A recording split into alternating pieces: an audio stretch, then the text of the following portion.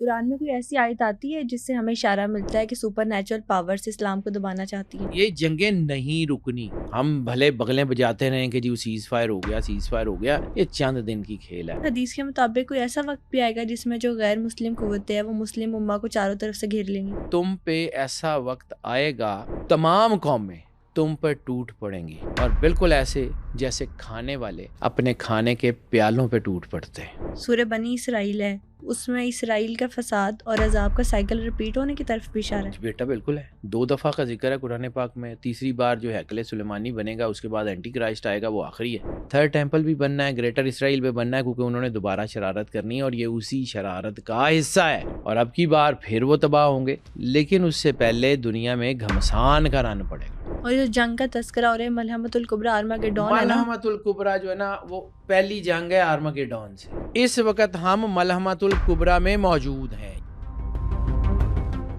ایران اور اسرائیل کا تنازع ہر گزرتے دن کے ساتھ شدت اختیار کرتا جا رہا ہے. کیا قرآن میں امریکہ اور ان سپر پاورز کا ذکر ہے جو اسلام کو دبانا چاہتی ہیں؟ احادیث کے مطابق کیا سیز فائر ہوگا یا یہ جنگ جاری رہے گی؟ اور آخری زمانے میں مسلمانوں کی تعداد اور قوت کتنی ہوگی؟ یہ سب باتیں جاننے کے لیے آج کے ایپیسوڈ کو اینڈ تک ضرور دیکھیں.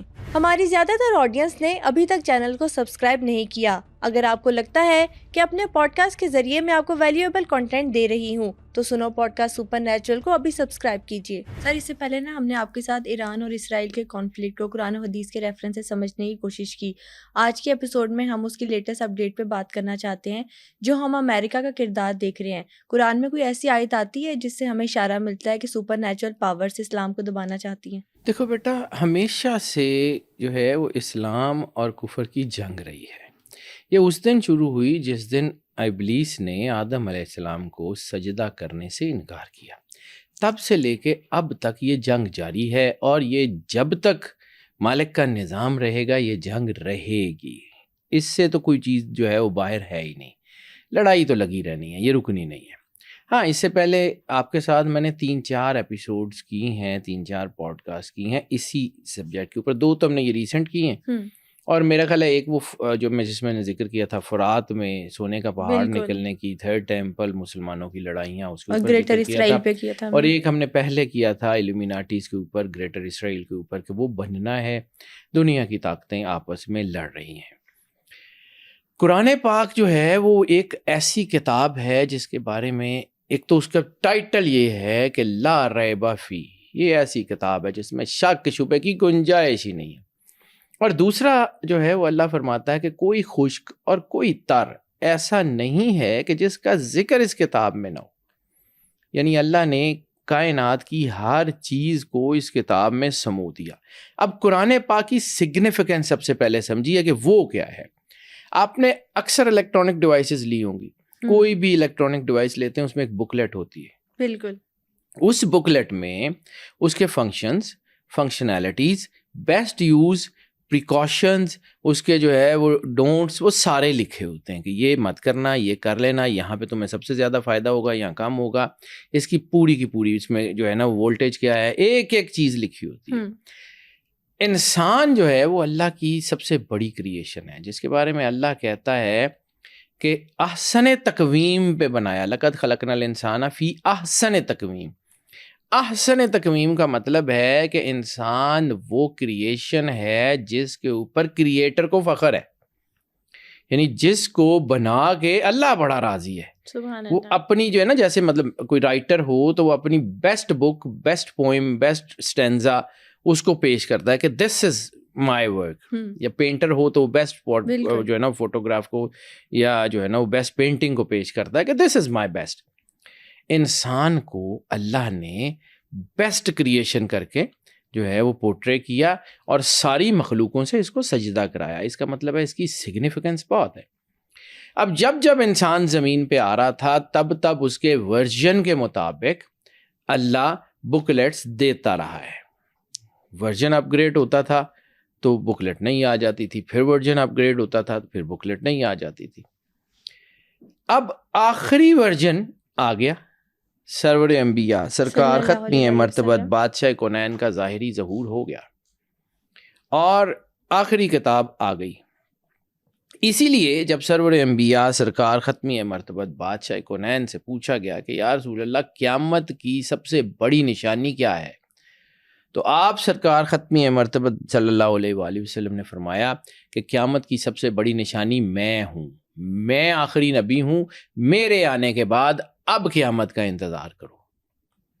یعنی رسالت مآب نے ایک اور جگہ فرمایا کہ میرے اور قیامت، 2 انگلیوں کو ایسے کر کے فرمایا کہ میرے اور قیامت کے درمیان اتنا ہی فاصلہ ہے جتنا ان 2 انگلیوں کے درمیان ہے۔ تو حقیقت میں آخری امت کا کردار اور آخری کتاب کا کردار اور آخری سرور انبیاء سرکار ختمی مرتبت بادشاہ کونین کا کردار سمجھیں گے تو آپ کو اینڈ آف ٹائم سارا سمجھ آنا شروع ہو جائے گا۔ یہ جو آج جنگیں ہو رہی ہیں یہ اسی کا ایک آؤٹ کم ہے، یعنی براڈر اسپیکٹرم تو شروع ہو گیا ہوا تھا۔ اب دنیا میں 2 طاقتیں ہیں جو ازل سے لڑتی آ رہی ہیں، ٹھیک ہے، وہ شیطانی طاقتیں ہیں اور رحمانی طاقتیں ہیں۔ اب شیطانی طاقتوں کو اپنے آپ کو مضبوط کرنے کے لیے بہت سارے سہاروں کی ضرورت ہوتی ہے۔ وہ جیسے علامہ صاحب کا ایک شعر ہے کہ ابلیس کو یورپ کی مشینوں کا سہارا، مومن ہے تو بے تیغ بھی لڑتا ہے سپاہی۔ تو ایسے ہی ہوتا ہے کہ جب جو ہے نا نیگیٹو طاقتیں کرنی ہوتی ہیں نا تو ان کو پورے نظام کو کیپچر کرنا ہوتا ہے، جو کہ وہ کر چکے ہیں۔ آپ کا بینکنگ سسٹم ان کے ہاتھ میں ہے۔ آپ نے اس بینکنگ سسٹم کا زوال دیکھا ہے لبنان میں، یہ کہانی میں پہلے بھی سنا چکا ہوں لیکن صرف اس کو تھوڑا سا۔ لبنان میں کیا ہوتا ہے کہ لبنان میں بینکنگ پالیسیز ایسی بنانی شروع کر دی جاتی ہیں کہ پوری دنیا کے لوگ جو ہیں وہ انکریج ہوں کہ وہاں پیسہ رکھیں۔ لوگوں نے وہاں پہ بینکوں میں بہت بڑی بڑی رقم خرچ کرنی بند کر دیں، بینکوں میں اکٹھے کرنا شروع کر دیا، بینک انٹرسٹ دے رہے تھے، بہت کچھ دے رہے تھے، بہت انسینٹیوز دے رہے تھے۔ پھر ایک دن ہوا کہ وہ بینکنگ سسٹم کولیپس کر گیا۔ اب جو بھی لبنان میں امیر ترین آدمی تھا اور جو غریب ترین آدمی تھا، بینکنگ سسٹم کولیپس ہونے کے بعد دونوں برابر ہو گئے، کیونکہ دونوں کے پاس کھانا کھانے کے پیسے نہیں تھے۔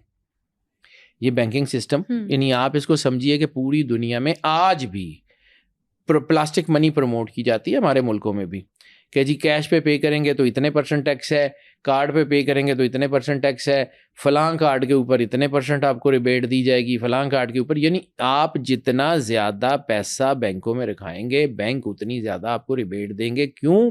کہ آپ کو ڈسکریج کیا جا رہا ہے آپ کی اپنی، کیونکہ پہلے جو اصل قیمت ہوتی تھی جس کو اب سب سے زیادہ جو ہے وہ سنپ کیا گیا۔ میں تھوڑا سا تمہیدی جملے بول کے واپس آتا ہوں اس سارے نظام کی طرف۔ سونے میں ٹریڈ ہوا کرتی تھی اور سونے کے مطابق، یعنی پوری دنیا میں جتنے نوٹس ایشو ہوتے ہیں یہ بیسیکلی اس سونے کی ورتھ کے مطابق ایشو ہوتے ہیں۔ تو دنیا میں سونے کے ذخائر تو جو ہیں وہ تھوڑے رہ گئے ہیں اور آپ نے انفلیشنز کر کے نوٹ زیادہ چھاپ دیے ہوئے ہیں۔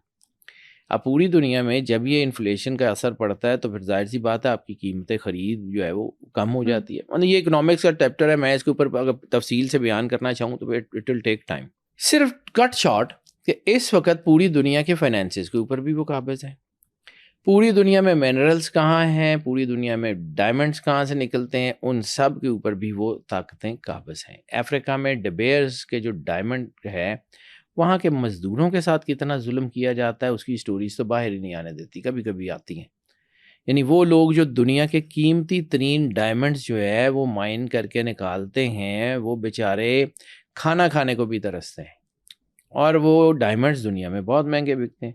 پوری دنیا کی منرلز جو ہیں ان کے اوپر ایک خاص گروہ کا قبضہ ہے۔ افریقہ ہو، وہ ہمارے ملک ہوں، کہاں بھی ہو، سارے ان کے اوپر ان کا قبضہ ہے۔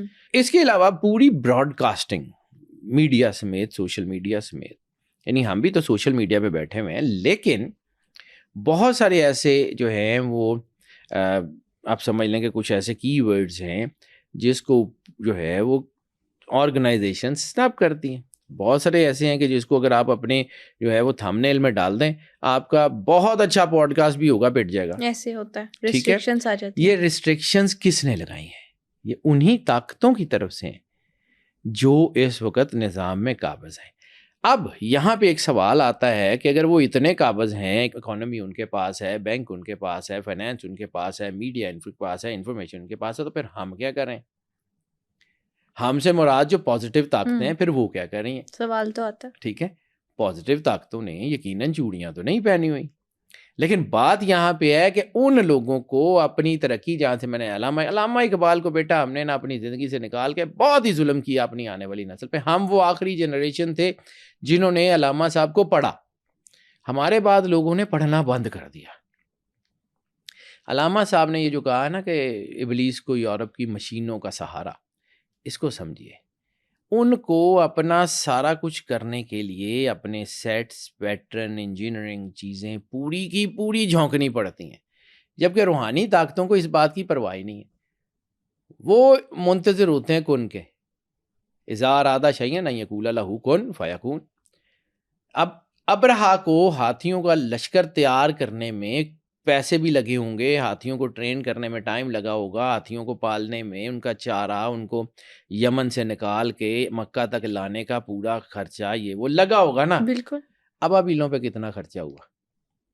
اللہ نے کہا کن، ہو گیا. جب اللہ نے کہا کہ ان کو مار دو تو ابابیلوں نے پتھر اٹھائے اور مار دیے، ہاتھیوں کا لشکر ختم ہو گیا. اللہ ایسے کرواتا ہے. اس لیے نظر نہیں آتا کہ پازیٹیو طاقتیں جو ہیں وہ مطلب وہ لوگ سمجھتے ہیں کہ شاید وہ پیچھے ہیں. یہ وہ طاقتیں ہیں جو اللہ کے اذن سے جڑی ہوئی ہیں. انہوں نے جب کھڑے ہونا ہے نا تو یہ اتنے سینکڑوں سالوں کی جو چیزیں ہیں نا یہ ختم ہو جائیں گی. اس کے اوپر کچھ نہیں بچے گا، نہ ان کے ہاتھ میں نہ ان کے ہاتھ میں. جب اللہ نے اشارہ کرنا ہے کہ اس نے کہنا ہے کون، اس کو کسی اصول، ضابطے، کلیے، قاعدے کی، میں بار بار جب آپ سے بات کرتا ہوں کیونکہ میں انرجیز کو، نمبرز کو، یہ سارے سسٹم کو پڑھنے کا آدمی ہوں، مجھے وہ سمجھ آتا ہے. تو یہ جو سسٹم ہے اس میں خاص طور کے اوپر جب وہ جو ہے نا وہ دمدار ستارے آسمان پہ آتے ہیں اس وقت نیگیٹیوٹی پر وہ کرتی ہے. بلڈ مونز ہوتے ہیں، نیگیٹیوٹی پر وہ کرتی ہے. آج سے 1400 سال پہلے بلڈ مون کا کانسیپٹ اس طرح لوگوں کو نہیں پتا تھا. ٹھیک ہے، اس لیے جب حدیث میں یہ کہا جاتا تھا کہ چاند جو ہے وہ سرخ ہو جائے گا تو لوگوں کے ذہن میں کچھ اور خیالات تھے کہ اور طرح کا سرخ ہوگا. آج ہمیں بلڈ مون سمجھ آتا ہے کہ واٹ از بلڈ مون. وہ چاند سے کوئی خون نہیں نکلتا، بالکل، اس کی جو ہے نا وہ رنگت ریڈش ہو جاتی ہے، وہ چیزیں ہو جاتی ہیں. اسی کا ذکر سرور انبیاء سرکار ختمی مرتبت بادشاہ کونین کی احادیث میں موجود ہے. پھر اسی طرح بلو پازیٹیوٹی کا نمبر ہے. بلو مولا کائنات سے منسوب ہے. پوری دنیا میں پولیسنگ، یعنی آپس میں انہوں نے کوئی کنسینس کر کے یا کنسینسس کر کے تو یہ نہیں کیا نا کہ پوری دنیا میں جہاں بھی کسی بھی سیولائزیشن میں پولیسنگ کا ہوگا وہ ریڈ اور بلو ہوگا. وہ ریڈ اور گرین بھی ہو سکتا تھا، وہ ریڈ اور یلو بھی ہو سکتا تھا، اس میں کوئی اور بھی ایڈ ہو سکتا تھا، ریڈ کی جگہ کوئی اور ہو سکتا، پرپل ہو سکتا تھا. پوری دنیا میں کنسینسس ریڈ اینڈ بلو. اس کا مطلب ہے کہ کوئی ایک طاقت ہے جس نے کن کہہ کے یہ پورا کائنات کا نظام چلایا ہوا ہے، وہ بہتر سمجھتی ہے. بلو مون کے اوپر پازیٹیو طاقتیں پرووک کرتی ہیں، ریڈ مون یا بلڈ مون کے اوپر نیگیٹو طاقتیں پرووک کرتی ہیں. یہ جو آگے پیچھے کافی سارے بلڈ مون ہوئے، اس کی وجہ سے یہ حالات ہیں کہ انہوں نے اتنی ہمت پکڑی اور انہوں نے جو جنگ اتنے سال سے نہیں کر رہے تھے وہ شروع کر دی. ٹھیک ہے، وہ ریڈ ہائفر کی پوری جو ہے وہ ساری کہانی چل رہی تھی کہ ریڈ ہائفر ہوگا، اس کے ساتھ یہ ہوگا. اس کے اوپر میں نے ریڈ ہائفر کے اوپر بھی آپ کے ساتھ ایک پوڈ کاسٹ میں بڑا تفصیل سے ذکر کیا ہوا. تو یہ ساری یہ جتنی جو ہے نا یہ ایونٹس چل رہے ہیں، یہ ایونٹس اس بات کے اوپر ہیں کہ اب فائنل کلیش آف ٹائٹنز کا وقت ہے. یعنی میں بار بار کہتا ہوں نا، اتنی کنوکشن کے ساتھ کہتا ہوں، مطلب ٹھیک ہے میں never claim to be the best one, لیکن شاید جتنا کہ مجھے سال ہو گئے ہیں تو میں اتنا بیوقوف تو نہیں ہوں کہ میں بار بار ایک ہی بات کو دہراتا رہوں اور اس کا کوئی سر پیر نہ ہو. میں نے زندگی گزاری ہے تو جتنا کہ مجھے سمجھ آتا ہے کہ یہ کلیش آف ٹائٹنز کا وقت ہے.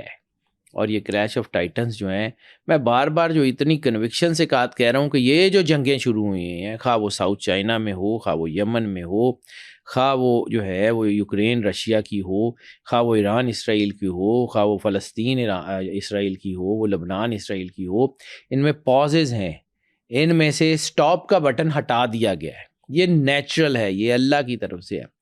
اب یہ جنگیں نہیں رکنی. ہم بھلے بغلیں بجاتے رہیں کہ جی وہ سیز فائر ہو گیا، سیز فائر ہو گیا، یہ چند دن کی کھیل ہے. پاکستان انڈیا سیز فائر ہو گیا، چند دن کی کھیل ہے. You will see it what is going to be happen بات یہ نہیں ہے کہ میں نے کہا، میری اوقات حیثیت ہی نہیں ہے، میں عام سا آدمی ہوں، میرے کہے کی کوئی ویلیو نہیں ہے، لیکن کائنات کی سب سے بڑی پرائم ذات، کائنات کی سب سے بڑی ہستی، کائنات کی سب سے مقدس زبان، کائنات کی سب سے عظیم ترین ہستی، سرور انبیاء سرکار ختمی مرتبت بادشاہ کونین کی زبان اطہر سے جو نکلا وہ ہو کے رہنا ہے. اس کو کائنات کا کوئی نظام ڈیفائی ڈینائی نہیں کر سکتا، وہ نہیں ہوگا. اس میں جو چیزیں ہیں ہمیں پڑھنے میں غلطی لگ سکتی ہے، ہم اس کی کیلکولیشن کرنے میں آگے پیچھے ہو سکتے ہیں، لیکن وہ ایز اٹ از ہوگا جو سرور انبیاء سرکار ختمی مرتبت بادشاہ کونین نے کہا ہوا ہے. قرآن میں یہ سارا کچھ ہے، قرآن کی آیات میں یہ سارا کچھ ہے. آج میں کوشش کروں گا کہ یہ جو ایران اور اسرائیل کا تنازع ہے نا، اس کو قرآن اور حدیث کی زبان میں بات کر لیں. میں نے کتاب الفتن پہ بات کر لی، میں نے باقی چیزوں کے اوپر بات کر لی، نہیں جو ہے وہ بہت ساری چیزوں پہ، لیکن کچھ چیزیں جو قرآن پاک میں ہیں، جس کا قرآن پاک جو ہے وہ قرآن پاک ایسی کمال کی کتاب ہے نا، آپ اس کو پڑھیں. یہ قرآن پاک صرف وہ چوم کے اور الماریوں میں رکھنے والی کتاب نہیں ہے، یہاں یہ قرآن پاک کوئی وردوں وظیفوں چلوں کی کتاب نہیں ہے. قرآن پاک پریکٹیکلٹی کی کتاب ہے، قرآن پاک کردار سازی کی کتاب ہے، قرآن پاک ہدایت کی کتاب ہے. قرآن پاک دیکھیں نا جی، آپ نے کوئی بہت خوبصورت قسم کی الیکٹرانک ڈیوائس لی، بڑی مہنگی ڈیوائس لی، اور وہ بڑی مہنگی ڈیوائس میں ایک بڑی خوبصورت سی بڑی شاندار قسم کی ایک بکلیٹ آ گئی جس میں اس کے فنکشنالٹیز ہیں. آپ ان فنکشنالٹیز پہ عمل کرنے کی بجائے اس کتاب کو چومتے رہیں، اس کو لپیٹ کے بڑی اچھی سی جگہ پہ رکھ دیں، آپ مشین کو اچھی طرح استعمال کر لیں گے؟ نہیں، آپ کو اس کی انسٹرکشن پہ عمل کرنا پڑے گا نا. انسان اگر سپر کمپیوٹر ہے تو اس سپر کمپیوٹر کی جو سپر بکلیٹ ہے یا سپر بک ہے، اس کو بھی تو پڑھنا پڑے گا کہ سپر کمپیوٹر میں ہے کیا، اس کے اندر رکھا کیا ہے، اس کی فنکشنالٹیز کیا ہیں، کیوں ہیں. تبھی تو البرٹ آئنسٹائن نے کہا تھا کہ میں اس بات پہ آج تک حیران ہوں کہ وہ لوگ کہ جو ان کے ماننے والے ہیں، جنہوں نے سلونی کے ممبر کے اوپر کھڑے ہو کے یہ کہا تھا کہ پوچھ لو مجھ سے، پوچھ لو کہ میں زمین کے راستوں سے زیادہ آسمان کے راستوں کو جانتا ہوں، وہ امت آج تک اس بات پہ کیپیبل ہی نہیں ہو سکی کہ اپنی اپنی ڈائمینشن میں اپنے اپنے پلانٹ پہ اپنی اپنی کالونیاں بنا کے بیٹھ جائے. مطلب اتنا پوٹینشیل ہے لیکن اس سے بہت زیادہ پوٹینشیل ہے بیٹا، ہمیں نہیں نظر آتا. یہ ہم نے دین کو صرف شیعہ سنی وہابی کے کھیل میں بند کر دیا ہے.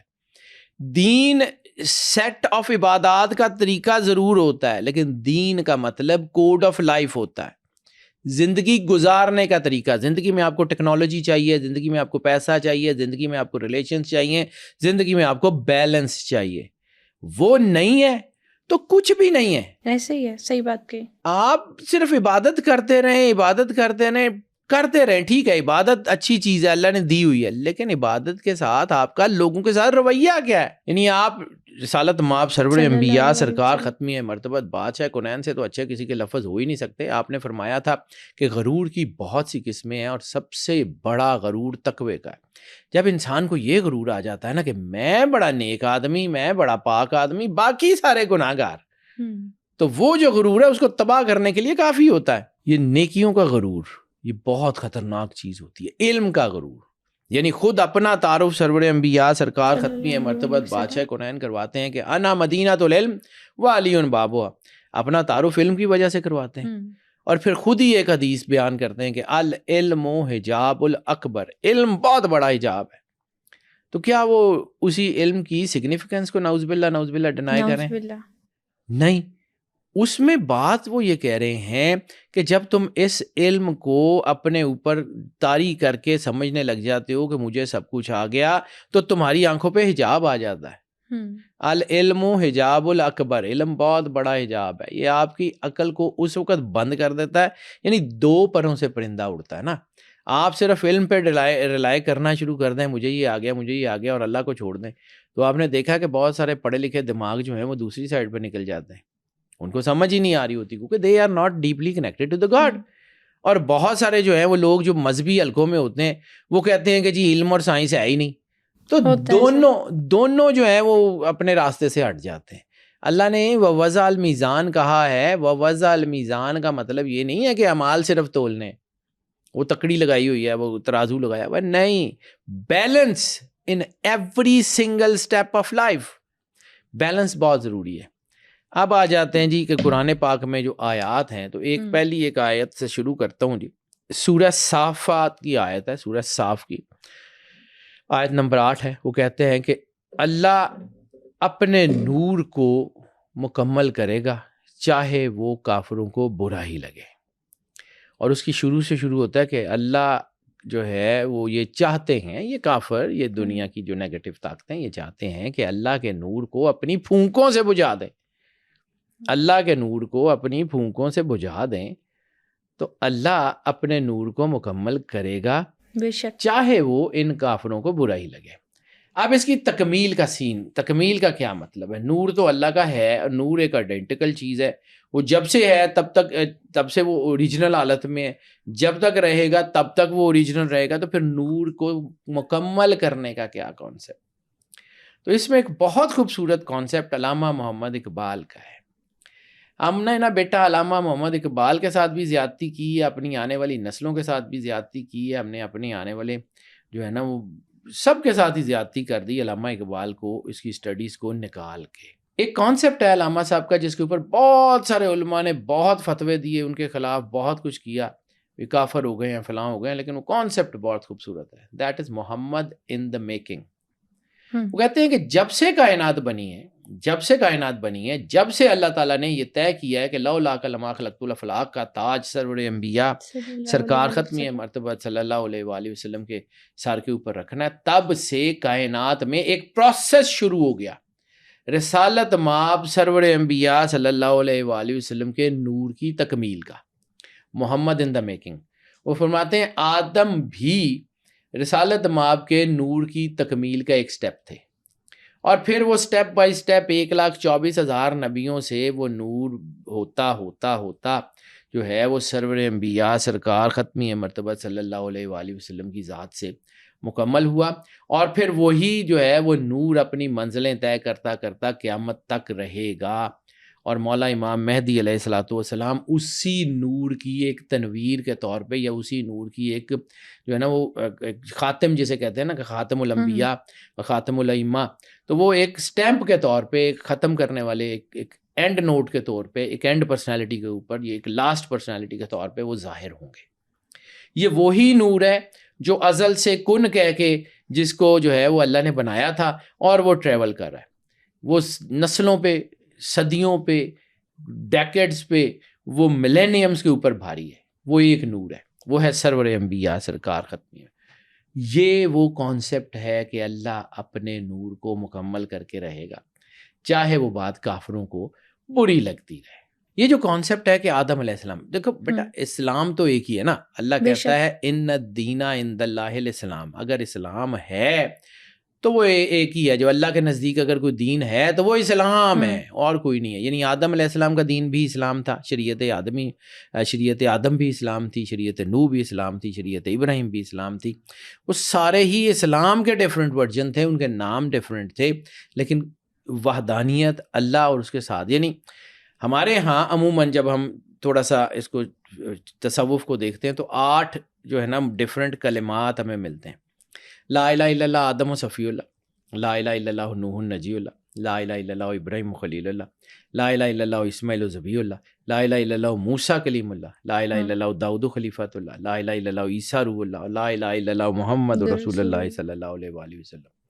یہ 8 کلمے جو ہیں یہ بیسیکلی یہ 8 ڈائمینشنز کا نام ہے. 8 ڈائمینشنز, اگر آپ کو کسی وقت زندگی رہی تو 8 ڈائمینشنز میں یہ 8 کلموں کی چیزیں ہیں, یہ 8 ڈائمینشنز ہیں. اور 8 میں سے بھی جو 5 ڈائمینشنز ہیں وہ بہت اہم ہیں. پھر کسی دن زندگی رہی تو اس کے اوپر بات کریں گے کہ یہ 5 ڈائمینشنز کون سی ہیں جس کے اوپر اللہ نے کہا ہے کہ ہم اس نور کو مکمل کرنے والے ہیں. اینٹی طاقتیں اسی کے تو خلاف ہیں, اینٹی طاقتیں اسی لیے تو لڑ رہی تھیں. یہی تو علامہ صاحب نے کہا تھا ستیزہ کار رہا ہے ازل سے تا امروز, چراغ مصطفی سے شرار بولہبی. یہی ایک راستہ ہے, اور اسی کے اوپر وہ جو میں نے آپ کو کہا تھا کہ اگر کا وقت ملے کبھی زندگی میں تو دی بلڈ لائن ضرور پڑھنا. دی بلڈ لائن بڑی خوبصورت کتاب ہے. اس میں انہوں نے بتایا ہوا کہ یہ 2 نسلیں ہیں, 2 ریسز ہیں جو آپس میں ہمیشہ سے لڑتی رہی ہیں. بالکل ٹھیک ہو گیا. تو یہ جو ہے نا اللہ نے جس کو نور کو، یہ کافروں کو، یہ کافر اس کے خلاف چل رہے ہیں. دوسری ایک اور حدیث ہے سر حدیث کے مطابق کوئی ایسا وقت بھی آئے گا جس میں جو غیر مسلم قوتیں ہیں وہ مسلم امہ کو چاروں طرف سے گھیر لیں گی. تو یہ آیا ہوا ہے نا بیٹا، چاروں طرف سے مسلمان گھرے ہوئے ہیں. حدیث میں سرور انبیاء سرکار ختمی مرتبت نے بالکل یہ کہا تھا. اور یہ بلکہ اچھا کیا آپ نے یاد کرا دیا، یہ سنن ابی داؤد کی 4297 حدیث ہے. اور اس وقت جو ہے وہ جو رسول اللہ نے فرمایا تھا وہ آج ہمارے اندر 1,00,00,000%، 100% تو بہت چھوٹا پیچھے رہ جاتا ہے، 1,00,00,000% کے سے زیادہ ہم امپلیمنٹ کر رہے ہیں اس کو. سرکار ختمی مرتبت بادشاہ کونین کا ایک فرمان ہے. حضرت سبحان نے رسول اللہ صلی اللہ علیہ وآلہ وسلم کے پاس بیٹھے ہوئے تھے، بلکہ اس میں کہا جاتا ہے کہ 37 یا 38 صحابہ کرام اس وقت اس مجلس میں موجود تھے، کیونکہ 37 یا 38 متواتر اسناد ہیں جو اسی حدیث کے ضمن میں. انہوں نے پوچھا یا رسول اللہ آنے والے وقت میں ہماری کیا حالت ہوگی، کیا ہم جیت جائیں گے، ہم جو ہے وہ لڑیں گے یا کیا کریں گے؟ تو آپ نے فرمایا کہ تم پہ ایسا وقت آئے گا تمام قومیں تم پر ٹوٹ پڑیں گی، اور بالکل ایسے جیسے کھانے والے اپنے کھانے کے پیالوں پہ ٹوٹ پڑتے ہیں. تو صحابہ کرام نے کہا کہ یا رسول اللہ کیا ہم اس وقت بہت کم ہو جائیں گے؟ فرمایا نہیں، تم تعداد میں بہت زیادہ ہوگے لیکن تم سمندر کی جھاگ کی طرح ہو جاؤ گے. سمندر کی جھاگ ہوتی بہت زیادہ لیکن کچھ بھی نہیں، ٹھیک ہے. اور اللہ تمہارے دشمنوں کے سینوں سے تمہارا خوف نکال دے گا. یہ حدیث کے لفظ ہیں کہ اللہ تمہارے دشمنوں کے سینوں سے تمہارا خوف نکال دے گا اور تم میں وہن ڈال دے گا. صحابہ کرام نے پوچھا یا رسول اللہ وہن کیا ہے؟ فرمایا کہ موت کا خوف اور دنیا کی محبت. موت کا خوف اور دنیا کی محبت یہ اصل طاقت ہے. اس سے بچنا بہت ضروری ہے. یہ بالکل وہی ٹائم ہے اور اس وقت ہم اسی کے اندر ہیں. مجھے بار بار علامہ صاحب یاد آتے ہیں، انہوں نے بہت پہلے کہا تھا کہ یہ گھڑی محشر کی ہے، تو عرصہ محشر میں ہے، پیش کر غافل. اگر کوئی عمل دفتر میں ہے، کچھ کرنے کا وقت ہے، پریکٹیکلٹی کا وقت ہے، کار گزرنے کا وقت ہے. یہ ہاتھ پہ ہاتھ رکھ کے بیٹھنے کا وقت نہیں ہے. یہ مسلمان آپس میں ایک دوسرے سے لڑی جا رہے ہیں کہ اس نے یہ کر دیا، اس نے یہ کر دیا. اصل میں وہ طاقتیں ہمیں لڑا کے کمزور کرنی ہیں. رسالت میں آپ نے کہا تھا تم بہت زیادہ ہوگے لیکن تم سمندر کی جھاگ کی طرح ہوگے، اور دشمن تمہارے جو ہے نا، تمہارا خوف جو ہے نا اللہ ان کے سینوں سے نکال دے گا. وہ سب ہمیں مارنے کے لیے تلے ہوئے ہیں. ہم شیعہ سنی کی لڑائی میں ہیں، وہ مسلمانوں کو قتل کرنے کی لڑائی میں ہیں. تو ہم میں سے تو ایک بھی شاید اس طرح کا رہ نہیں گیا. پھر جو ہے وہ وہن سرکار ختمی مرتبت بادشاہ کونین کی ایک حدیث بہت معروف ترین خطبہ حجۃ الوداع، جس کا میں بار بار ذکر کرتا ہوں. آپ نے 3 مرتبہ پکار کے کہا کیا میں نے دین بتانے کا حق ادا کر دیا؟ صحابہ کرام نے کہا یا رسول اللہ. کیا میں نے دین مکمل طور پہ بتا دیا؟ صحابہ نے کہا یا رسول اللہ بے شک. کیا میں نے دین بتانے میں کوئی کمی تو نہیں چھوڑی؟ صحابہ نے کہا بے شک یا رسول اللہ آپ نے دین بتانے میں کوئی کمی نہیں چھوڑی. اس سوال کرنے کے بعد سرور انبیاء نے فرمایا تھا کہ مجھے تم سے اس بات کا کوئی ڈر نہیں ہے کہ تم میرے بعد شرک کا شکار ہو جاؤ گے، مشرک نہیں بنو گے تم. مجھے تم سے اس بات کا ڈر ہے کہ تمہارا قبلہ مال ہوگا. ایک اور حدیث ہے رسالت میں آپ سرور انبیاء نے فرمایا کہ ہر امت کے لیے جو ہے وہ کوئی نہ کوئی ایک امتحان ہوتا ہے، اور میری امت کا امتحان مال ہے. تبھی تو میں فرات کے وہ جو سونے کے پہاڑ والی حدیث میں کہا تھا کہ جب رسالت میں آپ نے کہا تھا کہ وہاں سے سونے کا پہاڑ نکلے تو تم ہٹ جانا، اس میں سے کچھ مت لینا، وہاں لڑائی ہوگی. اسی طرح یہ جو قومیں ہمارے اوپر ظلم کر رہی ہیں یہ ہم اپنی وجہ سے، ہماری وجہ سے ہو رہی ہیں، لوگوں کی وجہ سے نہیں ہو رہا. بالکل ٹھیک ہو گیا. اور جو سورہ بنی اسرائیل ہے اس میں اسرائیل کا فساد اور عذاب کا سائیکل ریپیٹ ہونے کی طرف بھی اشارہ ہے. بیٹا بالکل ہے. 2 دفعہ کا ذکر ہے قرآن پاک میں. تیسری بار جو ہیکل سلیمانی بنے گا، اس کے بعد اینٹی کرائسٹ آئے گا، وہ آخری ہے. ہیکل سلیمانی کا ذکر جو ہے وہ سرور انبیاء سرکار ختمی مرتبت بادشاہ کونین کی حدیثوں میں بھی ہے. اور یہ جو جس سورہ بنی اسرائیل کی آیت کا آپ نے ذکر کیا، چلیں وہ آیت بھی میں نے لکھ کے رکھی ہوئی ہے، میں آپ کو بتاتا ہوں جی. سورہ جو ہے وہ بنی اسرائیل کی طرف کی جو آیت ہے اس میں اپنے اس کی جو آیات ہیں اس میں، اور ہم نے بنی اسرائیل کی طرف کتاب میں وحی بھیجی کہ ضرور تم زمین میں 2 مرتبہ فساد کرو گے اور تم ضرور بڑا تکبر کرو گے. پھر جب ان 2 مرتبہ میں سے پہلی مرتبہ کا وعدہ آیا تو ہم نے تم پہ اپنے بندے بھیجے جو سخت لڑائی والے تھے اور وہ شہروں کے اندر تمہاری تلاش کے لیے گھس گئے. یہ وہ پہلا ٹائم تھا جب میسوپوٹیمینز نے ان کے ٹیمپل کو گرایا تھا. ٹھیک ہے, اور وہ تمہاری تلاش میں تمہارے شہروں میں اندر گھس گئے, اور یہ ایک وعدہ تھا جس سے پورا ہو کے رہنا تھا. یہ قرآن پاک کی آیات ہے. اور پھر ہم نے تمہارا غلبہ ان پہ الٹ دیا اور تمہیں مال اور بیٹوں کے ساتھ تمہاری مدد کی, یعنی تمہیں مال دیا, تمہاری اولاد وسیع کی, اور ہم نے تمہاری تعداد بھی زیادہ کر دی. اگر تم بھلائی کرو گے اور تم اپنے لیے ہی بہتر کرو گے, یعنی اگر تم جو ہے اچھا کام کرو گے تو تم اپنے لیے بہتر کرو گے, اللہ کو تو تم نے کچھ نہیں دینا, نہ اللہ کو چاہیے. اور اگر تم برا کرو گے تو وہ بھی تمہاری جانوں کے اوپر بھی وبال بنے گا. اور پھر جو ہے وہ ایک اور آگے پھر آیا, پھر جب دوسری بار کا وعدہ آیا تو وہ لوگ تم پہ آئے تاکہ تمہارے چیڑے بگاڑ دیں اور تاکہ مسجد میں داخل ہو جائے. اب مسجد کا جو لفظ آیا ہوا ہے نا, اس کو سمجھیے. مسجد ہر وہ جگہ ہے جہاں سجدہ کیا جاتا ہے. اس کا مطلب بیت المقدس کی تباہی نہیں ہے, کیونکہ بیت المقدس اس دور میں بھی تباہ نہیں ہوا. بیت المقدس کو کسی نے کچھ نہیں کہا. بیت المقدس اپنی اصل جگہ میں, کچھ چیزیں اس کی طاقت و تراج کی نظر ضرور ہوئیں لیکن وہ اپنی جگہ کھڑا رہا. طاقت و تراج کیا ہوا تھا ہیکل سلیمانی, جہاں پر نبی عبادت کرتے تھے, جہاں پہ انبیاء سجدہ کرتے تھے, جہاں پہ انبیاء جو ہے وہ گریا کرتے تھے, دعا کرتے تھے. اللہ نے ہر اس جگہ کو مسجد قرار دیا. جیسے کہا جاتا ہے کہ پوری زمین اللہ نے مسجد قرار دے دی, ایسے ہے. ٹھیک ہے, تو یہ جو ہے نا وہ پھر مسجد میں داخل ہوئے تاکہ وہ جس چیز پہ غلبہ پائیں اسے تباہ و برباد کر دیں. اب یہاں پہ اللہ ایک اور جملہ بڑا خوبصورت بولا, قریب ہے کہ اللہ تم پہ رحم کرے, اگر پھر تم دوبارہ شرارت کرو تو پھر دوبارہ تمہیں سزا دیں. اور بے شک ہم نے جہنم کو قید خانہ بنا کے رکھا ہوا ہے کافروں کے لیے. یہ پوری آیات کو اگر آپ تھوڑا سا سمجھیں تو اللہ نے یہ پوری کہانی بتا دی ہوئی ہے جو آج ہو رہی ہے. 2 ٹیمپل بن گئے ہوئے ہیں, قرآن پاک ہو حدیث ہو, اس میں اشارتاً بھی اور بعض اوقات صراحتاً بھی یہ ذکر ہے کہ 3rd ٹیمپل بننا ہے.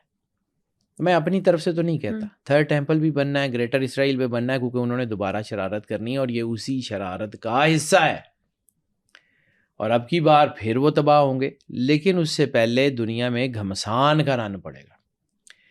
جیسے سرور انبیاء سرکار ختمی مرتبت نے فرمایا ہے جو ہے وہ یہ ایسے لوگ ہیں, باقی تو کسی اور ضمن میں بھی ہے, لیکن کہا تھا کہ یہ ایسے لوگ ہیں کہ جو کہتے ہیں کہ ہم لوگوں میں اصلاح کر رہے ہیں, حالانکہ وہ فساد پھیلا رہے ہوتے ہیں. جیسے وہ تفسدوا فی الارض والی آیات ہیں کہ جب ان سے کہا جاتا ہے کہ تم زمین میں فساد مت پھیلاؤ تو وہ کہتے ہیں ہم تو اصلاح کر رہے ہیں. تو یہ آج کل آپ کو ٹویٹ جو کھیلنے میں مل رہے ہیں, بظاہر وہ کہہ رہے ہیں کہ جی جنگ بند کرا دیا, یہ کرا دیا, حالانکہ بامبنگ خود کر رہے ہوتے ہیں. ہم لوگوں کی نا آنکھیں بند ہیں, ہم لوگ اندھے ہو گئے ہیں, ہمیں نظر ہی نہیں آ رہا. میں نے بار بار آپ کو کہا تھا کہ ہمارے ساتھ سب سے بڑا ظلم یہ ہوا کہ ہمارے ویلنز کو ہیرو اور ہمارے ہیروز کو ویلن بنا دیا گیا. جتنے اسلام کے ہیروز تھے وہ ویلن ہیں آج, اور جو ویلنز تھے وہ آج ہیرو ہیں. یہ ڈیلیبریٹلی یہ 1300-1400 سال میں یہ ساری چیزیں بدلی گئیں. فتنہ وضع حدیث کو اگر آپ پڑھیں تو ایسی حدیث بنائی گئی, بیٹا ہم کہاں جو ہے محمد بن اسماعیل بخاری کا شکریہ ادا کریں گے. بہت بڑے آدمی ہیں, تقریباً جو ہے وہ 9 لاکھ کے قریب حدیثوں کے راوی تھے. یہ فتنہ وضع حدیث میں ہر بندے نے حدیث گھڑ لی تھی. اس سارے فتنہ وضع حدیث کا کلا کما کرنے کے بعد, حدیث کا کرائٹیریا بنانے کے بعد, ان میں سے 127-128 راوی لے کے تو حدیثوں کو جمع کیا گیا. یعنی 127-128 راویوں کی وجہ سے بھی ابھی قوم میں بہت ساری جو ہیں وہ کنٹروورسیز ہیں جس کے اوپر بات ہونا, ڈیبیٹ ہونا باقی ہے. اس کا مطلب اختلاف نہیں ہے, مطلب اس کے اندر تھوڑا سا مطلب آپ سمجھ لیں کہ سمجھنے کی کچھ باتیں کچھ ضروری ہیں. اور کہاں یہ 9 لاکھ ہوتے تو کیا ہوتا. بالکل ایسے, ٹھیک ہے. یہ اس نے بہت بڑا کام کیا ہوا. ہم لوگ بہت ساری چیزوں کو شیعہ سنی وہابی میں بند کر دیتے ہیں کہ یہ شیعوں کی ہیں, یہ سنیوں کی ہیں, یہ وہابیوں کی ہیں. اسے باہر نکل کے دیکھیں, براڈر اسپیکٹرم میں ان کے لیے کوئی شیعہ نہیں ہے, ان کے لیے کوئی سنی نہیں ہے, ان کے لیے کوئی وہابی نہیں ہے. ٹھیک ہے. وہ فلسطین کے سنیوں کو بھی مارتے ہیں, وہ ایران کے شیعوں کو بھی مارتے ہیں, اور وہ عرب کے دیوبندیوں کو، عرب کے جو ہے نا وہ اہل حدیثوں کو بھی مارتے ہیں، وہ سب کو مارتے ہیں. ان کے نزدیک مسلمان ہیں، ہمارے نزدیک شیعہ سنی ہے، کیونکہ ہم ایک دوسرے میں وہ نہیں ہے. مولا علی نے کہا تھا کہ وہ اپنے باطل کے امیر کے پیچھے متحد ہیں اور تم اپنے حق کے امیر کے پیچھے منتشر ہو. یہ آج ہمارے اندر ہے، یہ ہمارے کرتوت ہیں جو ہمارے اوپر پڑے ہوئے ہیں. اور یہی ہے یہ جو اسرائیل کے حالات ہیں، یہ بیٹا یہ تو ہو کے رہنا ہے. تھرڈ ٹیمپل بھی بننا ہے، لڑائی بھی ہونی ہے، قتل بھی ہونا ہے، خون بھی ہونا ہے. میں بار بار اس بات کا جو ہے وہ بار بار ذکر کرتا ہوں کہ قربانی ہمیشہ پاک خون کی ہوتی ہے، ہمیشہ پاک خون کی قربانی ہوتی ہے. اور اس دور کے بارے میں سرور انبیاء سرکار ختمی مرتبت بادشاہ کونین کی ایک بہت بڑی حدیث مجھے یاد آ گئی. میں ویسے قرآن کی آیت پڑھنے لگا تھا، لیکن میں نے روک کے میں نے سوچا کہ پہلے وہ اس کا ذکر کر لوں، پھر آگے قرآن کی آیت کے اوپر جاتا ہوں.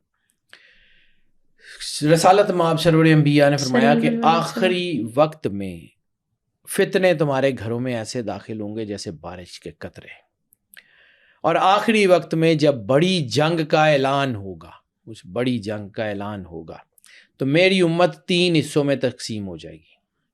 یہ بڑی مستند حدیث ہے بیٹا، اور اس کو ذرا سمجھیے گا. یہ میں روک کے اس لیے بیان کر رہا ہوں کہ جو آج ہو رہا ہے نا یہ اسی طرف جا رہا ہے. میری امت کے 3 حصے ہو جائیں گے. ایک وہ جو جنگ سے بھاگ جائے گا، جنگ سے اعتراض کرے گا، دور دراز علاقوں میں چلا جائے گا، چھپ جائے گا. سرکار نے پتہ ان کے بارے میں کیا کہا ہے؟ وہ اس دنیا روئے زمین کے بدترین لوگ ہوں گے.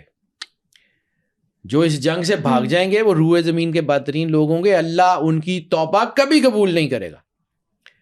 پھر فرمایا کہ وہ ایک گروہ، وہ ایک حصہ جو جنگ لڑے گا اور جنگ میں شہید ہو جائے گا، وہ افضل الشہداء ہوں گے. وہ اللہ کے نزدیک بہت عزت والے تختوں پہ بیٹھے ہوں گے. اللہ کے نزدیک بہت عزت والے تختوں پہ، عزت والے جگہ پہ بیٹھے ہوں گے. تیسرا حصہ وہ ہے کہ جو اس جنگ میں فتح یاب ہوگا اور وہ اس دنیا کے بہترین لوگ ہوں گے. یہ حدیث بڑی مستند، بڑی متواتر سندوں کے ساتھ، بڑی اہم کتاب السند میں، کتاب الفتن میں، مشکات میں، یہ ہر جگہ آپ کو مل جائے گی. یہ وہ جو 3 حصے ہیں آج ہم اپنی قوم کو دیکھ رہے ہیں. یعنی فلسطین کے بچے مرتے رہیں تو ان کو کوئی کان پہ جھونگ نہیں ریگتی. اسرائیلیوں پہ 4 پٹاخے چل گئے ہیں تو وہ جو ہے وہ دوائیاں لے کے، وہ چیزیں لے کے، اپنے جہاز بھر کے تو وہاں چلے گئے. ٹھیک ہے، کیوں؟ سرور انبیاء سرکار ختمی مرتبت بادشاہ کونین نے کہا تھا کہ خطہ عرب اس وقت تک تباہ نہیں ہوگا جب تک عرب کے بادشاہ بت پرستوں کے ساتھ مل کے بت پرستی نہ شروع کر دیں. ہو چکا ہے، ایک ایک چیز تو اب پوری ہو چکی ہے. اور یہ جنگ کا تذکرہ اور ملحمۃ الکبریٰ آرمگیڈون، ملحمۃ الکبریٰ جو ہے نا وہ پہلی جنگ ہے آرمگیڈون سے. آرمگیڈون کا نام ہے ہرمجدون، آرمگیڈون وہ ایک علیحدہ جنگ ہے. ملحمۃ الکبریٰ آرمگیڈون سے پہلی 7 سال کی جنگ ہے. یہ اس وقت ہم ملحمۃ الکبریٰ میں موجود ہیں. یہ ملحمۃ الکبریٰ شروع ہو چکی ہے. اس کے بعد اگلی جنگ آرمگیڈون ہے. اگلی جنگ میں عیسیٰ علیہ السلام اور امام مہدی علیہ السلام نے آنا ہے. اس جنگ میں نہیں ہے. یہ جنگ ہم نے ہی لڑنی ہے، جیسے تیسے بھی ہم نے لڑنی ہے ہماری. تو بیٹا اللہ ابابیلوں سے ہاتھی بھی مروا لیتا ہے، کوئی بات نہیں. وہ ایک ملک جس میں 40 سال سے کوئی پابندیوں کے تحت جہاں ان کا باہر نہ اندر، نہ ان کا کوئی سٹیٹس، نہ کچھ، وہ بس اپنے اسپیکٹرم میں گھوم رہے ہیں. انہوں نے اتنا مارا ہے کہ ہاتھ جوڑ کے جنگ بندی کروانی پڑ گئی ہے. سیکوینس وائز یعنی ورلڈ وار 3 ہے، پھر ملحمۃ الکبریٰ، پھر آرمگیڈون ہے. جو ہے نا وہ 3rd ورلڈ وار جو ہے نا وہ ملحمۃ الکبریٰ ہی کا ایک پارٹ ہے. اوکے، 3rd ورلڈ وار ہی ملحمۃ الکبریٰ کا ایک پارٹ ہے. اس کے بہت سارے پارٹس ہیں. ملحمۃ الکبریٰ کا مطلب صرف ہتھیاروں کی جنگ نہیں ہے، اس میں سائبر وارز بھی ہیں، اس میں اکانومی کی وارز بھی ہیں، ان میں جو ہے وہ کلچرل وارز بھی ہیں. یہ ساری کی ساری یہ جتنے فتنے ہیں جس کے بارے میں رسالت مآب نے کہا تھا کہ تمہارے جو ہے نا وہ گھروں میں فتنے بارش کے قطروں کی طرح داخل ہوں گے. حجاز مقدس میں آپ نے کانسرٹ ہوتے بھی دیکھ لیے ہیں نا، تو یہ بھی یہ لگا رہا ہے. حجاز مقدس میں آپ نے، ہم لوگوں کو تو بہت باتیں کرتے ہیں کہ جی یہ دوپٹہ تو فلاں اور فلاں، اور ہم نے وہ ننگے سر لڑکیاں ٹرمپ کے آگے پیش ہوتے بھی دیکھ لی ہیں نا، سارا کچھ ہو گیا ہے نا. تو یہ سارا کچھ جو کردار کی ڈبل سٹینڈرڈز ہیں نا، یہ اللہ کھول کے سامنے بلا. یہ اللہ تھپڑ مار رہا ہے ان کے منہ کے اوپر کہ یہ ہو تم, یہ تمہارا دین ہے. اللہ کھول کھول کے بیان کرتا ہے, اللہ بتاتا ہے. اب بیٹا یہ جو ہم کہہ رہے ہیں نا کہ یہ نظام جس طرف جا رہا ہے, تو یہ جو میں نے صرف تمہیدی جملوں کے ساتھ اور یہ سارا بتایا ہے کہ یہ جو کلیش ہے نا, یہ basically this is the clash of titans. یہ شروع دن سے چل رہا ہے اور یہ آخری دن تک چلے گا. اس میں ایک کردار مسلمانوں کا ہے اور ایک کردار غیر مسلموں کا ہے. جیسے اللہ کہتا ہے نا کہ اپنے دلی دوست کبھی بھی ان کو مت بناؤ, یہ تمہارے دوست نہیں ہیں. ہم امت کی حیثیت کو بھول کے اپنے امت کے لوگوں کے ساتھ ظلم کرتے ہیں, مسلمانوں کو قتل کرتے ہیں, مسلمانوں کی غداری کرتے ہیں, مسلمانوں کا بیڑا غرق کرتے ہیں, اور ہم جو ہے وہ اینٹی طاقتوں کو جو ہے وہ سپورٹ کرتے ہیں. وہ مجھے ایک یاد آ گیا بالکل کنکلوژن میں, اینڈ نوٹ پہ, قائد اعظم محمد علی جناح کو جو ہے وہ کسی نے کہا الیکشنز کے دوران کہ جی ہم نے آپ کو ووٹ نہیں دینا, آپ جو ہے وہ شیعہ ہیں. تو انہوں نے مسکرا کے کہا کہ ٹھیک ہے پھر تم نہرو کو ووٹ دے دو, وہ تو پکا سنی ہے. تو بالکل اسی طرح یہ کہ ہم لوگ جو ہے وہ ایران کی اس لیے مخالفت کریں گے کہ جی وہ شیعہ سٹیٹ ہے, تو پھر ہم اسرائیل کی جو کر لیں وہ تو پکا جو ہے وہ سنی ہے, وہ پکا اہل حدیث ہے. تو بیٹا ہمیں اپنے گریبان میں بھی منہ ڈال کے دیکھنا پڑے گا کہ ہم کہاں کھڑے ہیں. اور میں اس بات پہ ابھی بھی جو ہے وہ مطمئن ہوں کہ 2027 کے آخر تک مسلمان ایک بڑی اینٹی کے طور پہ کھڑے ہوں گے, آپس کے اختلافات بھلا کے, کیونکہ اس دوران ان کو کوٹ اتنی پڑ چکی ہوگی کہ ان کے پاس کوئی اور راستہ نہیں ہوگا. انشاءاللہ متحد ہوں گے. انشاءاللہ یہ متحد ہونا ہے, یہ اللہ نے لکھا ہوا ہے کہ مسلمانوں نے متحد ہونا ہے اور ہو کے رہنا ہے. یہ بنی اسرائیل کا عروج بھی آنا ہے اور زوال بھی آنا ہے, اور ان کی تباہی دنیا دیکھے گی, یہ مجھے بڑا یقین ہے, یہ میرے ایمان کا حصہ ہے.